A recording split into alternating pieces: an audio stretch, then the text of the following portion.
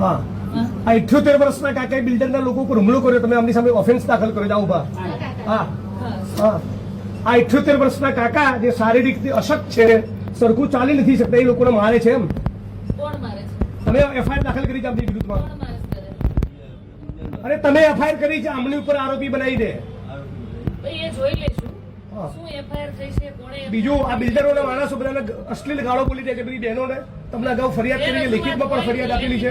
તમે આપી દો. લેખિતમાં ફરિયાદ આપેલી ફેબ્રુઆરી. અત્યારે એની તપાસ અમે તપાસની એફઆઈઆર કરો. અત્યારે એફઆઈઆર એમની રજૂઆત હશે એ પ્રમાણે અત્યારે હાલે જ એફઆઈઆર દાખલ કરો. કે ગાળો બોલી છે તમને અશ્લીલ? બોલી છે.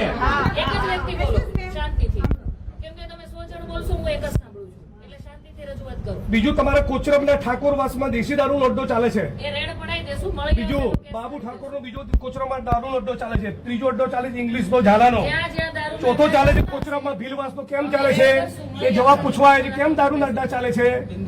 તમે 78 વર્ષના વડીલ ઉપર ઓફેન્સ દાખલ કરો છો, તો આ બધા બુટલેગર ઉપર ઓફેન્સ દાખલ કરો. હે પછી ખુલ્લા બધા ચાલે છે ને? ભાઈ ચાલે છે બધા. હા, પછી વિશાલ મહેતાનો અડ્ડો ચાલે છે. કેમ અડ્ડા ચાલે છે? જવાબ આપો. જ્યાં દારૂ વેચાતો હશે અમારા ધ્યાનમાં આજે અત્યારે બધું બંધ કરાવો. કોણ છે એનો વહીવટદાર?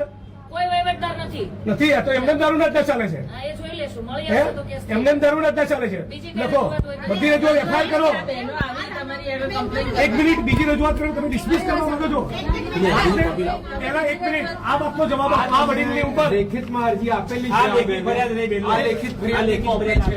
અમારે જે રજૂઆત હોય એ તમે આપી દો. રજૂઆત એક જ જગ્યાએ એફઆઈઆર દાખલ કરો. તમે જ્યાં દારૂ વેચાતો હશે ત્યાં મળી આવશે તો કેસ કરશું. બિલ્ડરને મળે ત્યાં સુધી કોઈ ફરિયાદ થઈ નથી. કાલ સવારે મને ફરિયાદ નહીં